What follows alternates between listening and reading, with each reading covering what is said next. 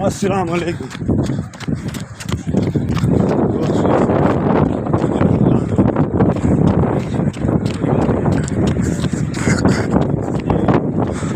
हमारा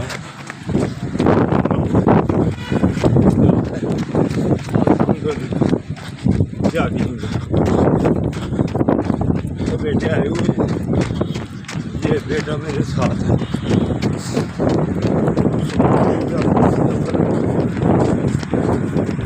शायद मास्टर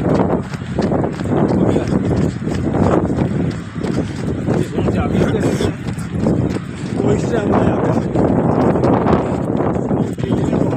सुबह आया गई इंशाअल्लाह ताला। से भी इधर फिट करेंगे, से भी अपने घर भी करें। ये से भी है मेरे साथ जॉगिंग कर रहा है अल्हम्दुलिल्लाह। तो बेटा रोने का बहाना करके घर में बैठ जाता है।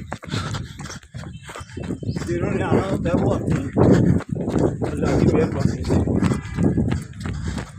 तभी इंसान फिट रहता है, स्मार्ट रहता है, खूबसूरत रहता है।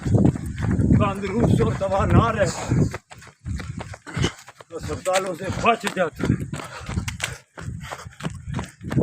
अस्सलामुअलैकुम।